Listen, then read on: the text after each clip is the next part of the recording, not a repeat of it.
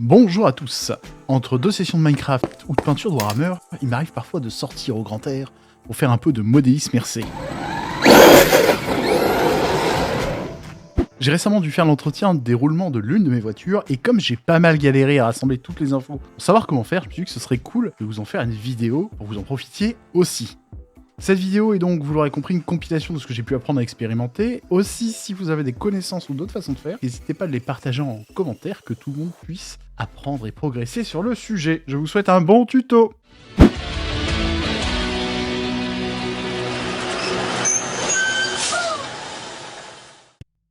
Avant de rentrer dans le vif du sujet, je voudrais vous expliquer pourquoi est-ce qu'il faut entretenir ces roulements.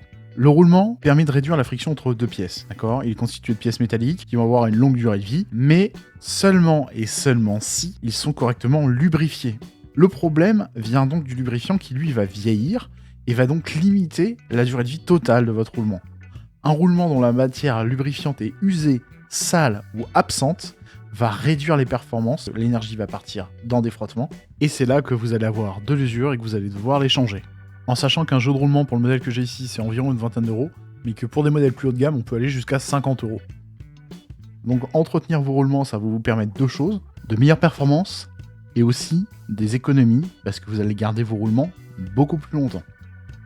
Dès que vous commencez à entendre du bruit, typiquement un bruit un peu de sable, ou que vous sentez qu'il y a une résistance, eh bien c'est le bon moment pour venir les entretenir. Je vais vous épargner le démontage du véhicule. Ici, c'est une Latrax Teuton. Je vous invite à regarder la doc pour voir comment est-ce qu'on démonte tout simplement toutes les roues, etc. pour arriver jusqu'au roulement. Et on va partir du principe, dans ce tuto, qu'on se retrouve avec les roulements qui sont déjà démontés et prêts à être nettoyés et entretenus. Pour le matos dont vous allez avoir besoin, du WD-40 qui va servir à nettoyer toutes les parties grasses et à chasser l'humidité, de l'huile pour roulement, anti-humidité de préférence. Je vous mets la marque que j'ai ici, je l'ai attrapée chez mon magasin de modélisme, mais il y a plein d'autres marques, et vous en trouverez peut-être des meilleures sur internet, ça j'ai pas forcément d'avis sur la question. Un pot vide pour nettoyer les roulements, une brosse à dents, pareil pour venir frotter la poussière, les saletés, et un outil pour attacher les roulements, je vous recommande donc un truc un peu pointu ou en forme de cône. Et enfin un scalpel ou un cutter, donc une lame très fine pour pouvoir retirer les attaches. Ça y est, on rentre dans le vif du sujet. Alors, on va commencer par le nettoyage. Moi, j'utilise un pot, c'est un pot Citadel, pour ceux qui font du Warhammer, vous en aurez sûrement des vides. Un peu de WD-40 à l'intérieur, et on va venir plonger en fait le roulement dedans pour le nettoyer. Le WD-40, en fait, c'est un dégrippant de base, mais en fait, ça va aussi chasser le gras et ça va aider à virer toutes les particules. Il existe des récipients spéciaux pour nettoyer les roulements. Alors moi j'ai fait avec ça a très bien fonctionné, donc à vous de voir si vous voulez investir plus d'argent dedans. Je pense que si vous êtes très casu comme moi, il vaut mieux avoir un truc fait maison, ça marche très bien. Je le secoue un peu, pas trop fort non plus, hein. Le but c'est juste de faire rouler un peu le truc. Et ensuite, une fois que c'est fait, moi je laisse reposer 5-10 minutes environ pour que le gras s'évacue bien, et après on va passer au nettoyage en lui-même. Pour l'état du nettoyage, je vous recommande quand même de mettre des gants. Le WD-40 c'est un produit chimique, et mettez bien au moins un sopalin ou quelque chose qui peut absorber sur votre plan de travail. On va sortir donc tout simplement le roulement, vous voyez déjà il y a des particules, c'est un peu dégueu. Donc il en avait besoin, et on va tout simplement venir le positionner. Alors là il est petit, donc c'est pas simple, vous allez voir, je vais me servir du petit bâton. Un tournevis ça peut aussi faire le job, mais si vous avez mangé japonais la veille, ça marche très bien. Et donc on frotte avec la brosse à dents délicatement, voilà, le but c'est de chasser la saleté tout simplement. Éventuellement vous pouvez remettre un tout petit coup de WD-40, voilà. Moi j'en remets sur la brosse un peu partout, comme ça permet de bien évacuer les poussières. Et une fois que c'est fait, on vient le sécher, comme ça on retire le WD-40 qui reste avec les particules qui tapent au piège. Et donc ça c'est la première étape, et suite à ça, dès que c'est à peu près clean, on va pouvoir le démonter. On pré-nettoie avant, comme ça évite de faire rentrer la saleté en plus dans le roulement tout simplement. Un rapide préambule au démontage, pour la majorité des roulements, vous allez avoir une flasque qui protège justement l'intérieur du roulement et qu'il va falloir démonter pour venir le nettoyer. Il en existe deux types. Le premier, j'ai plutôt observé sur des voitures haut de gamme en général, c'est un roulement avec une flasque plastique qui a le mérite, lui, d'être étanche. Et le second, c'est avec une flasque métallique qui va avoir une petite pièce justement qui va la maintenir en place. Ce type de roulement n'est pas étanche, et il est donc d'autant plus important de l'entretenir régulièrement. Pour ce qui concerne le démontage, la principale différence entre ces deux types, donc flasque plastique ou flasque métallique, c'est que pour la partie métallique, il va y avoir une étape supplémentaire, il va falloir retirer la petite pièce qui la maintient. Donc on va couvrir ça ensemble tout de suite. Donc, au risque de me répéter, cette première étape, si vous avez une flasque plastique chez vous, vous n'êtes pas obligé de la faire. Vous pouvez passer au timecode juste derrière. Et pour les chanceux qui ont une flasque métallique, donc là je suis en train de vous montrer en fait comment la faire sortir. Alors le premier truc c'est de la repérer parce que c'est vraiment très fin. En fait elle est plaquée contre la bague extérieure. C'est un fer à cheval qui donc est rentré en force à cet endroit-là et qui vient contraindre la flasque derrière.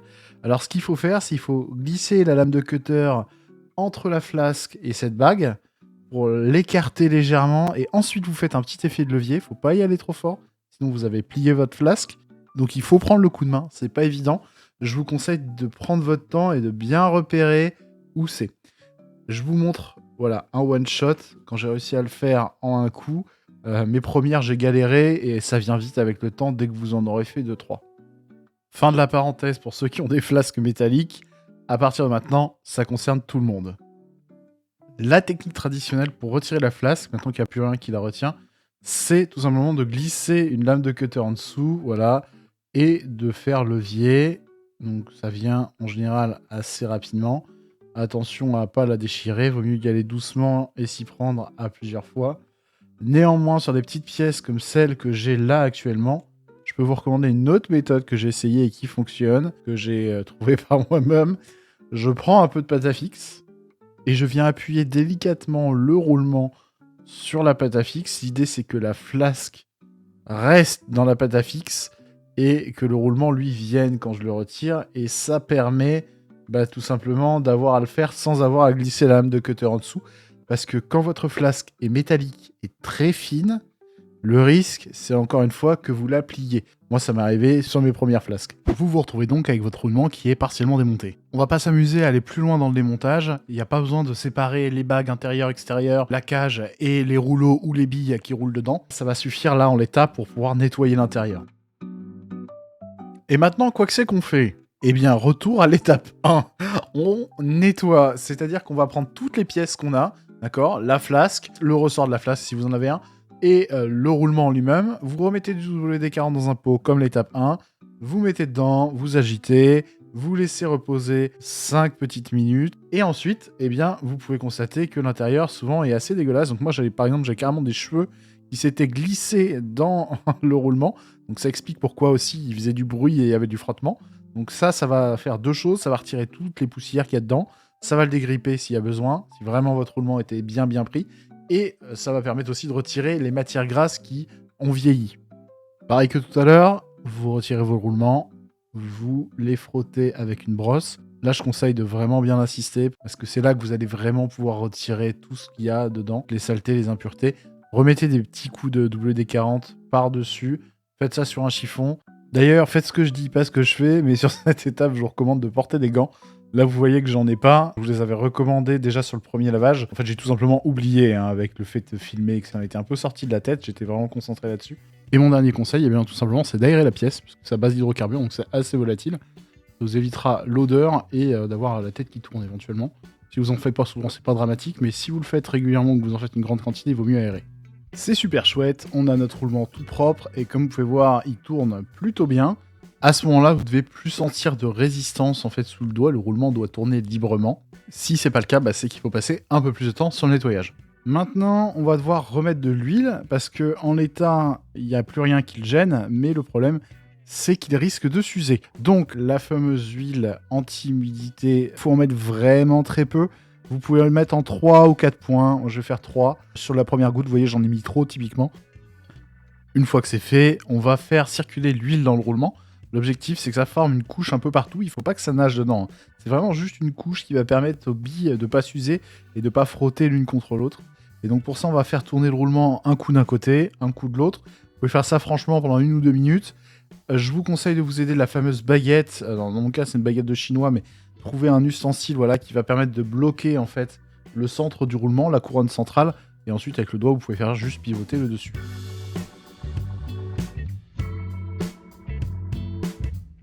Bon, félicitations, vous avez fait 80% du taf.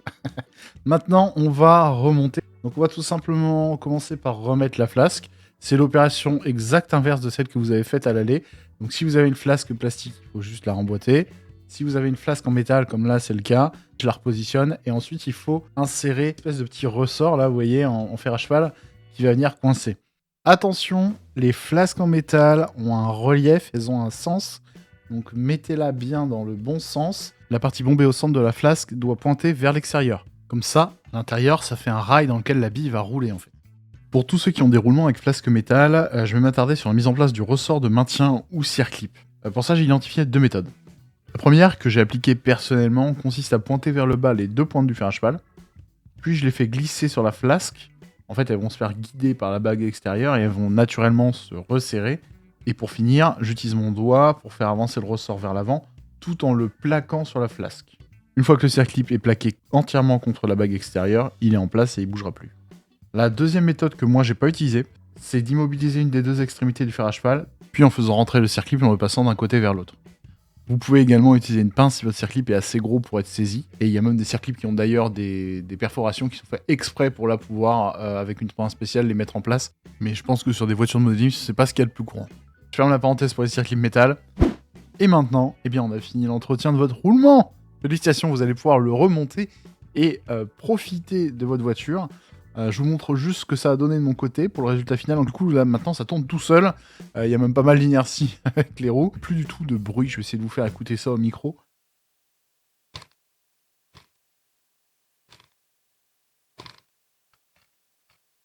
Mais voilà, il n'y a plus aucun son, il n'y a plus aucun grincement, donc c'est super agréable. Et si vous avez encore du bruit après avoir entretenu vos roulements, vous pouvez vous pencher vers le différentiel ou la transmission, parce qu'il y a aussi des bruits qui peuvent se produire dans cette partie-là. Donc, en résumé, eh bien, entretenez vos roulements, c'est important. Si jamais ils font du bruit, donc vous sentez qu'il y a des résistances dedans, ils peuvent prendre la poussière, notamment si vous avez des bagues métalliques. Si vous en avez en plastique, potentiellement ils sont étanches, donc c'est peut-être pas la peine de les démonter tant que vous n'en avez pas besoin. Comme je vous l'ai dit, j'ai fait pas mal de recherches. Néanmoins, si vous avez des façons de faire qui sont différentes, ou si vous avez des suggestions pour améliorer le tuto, n'hésitez pas à les partager en commentaire, comme ça servira à tout le monde. Et voilà, j'espère que ça vous a plu. Je vous souhaite à tous une bonne journée et bon roulage.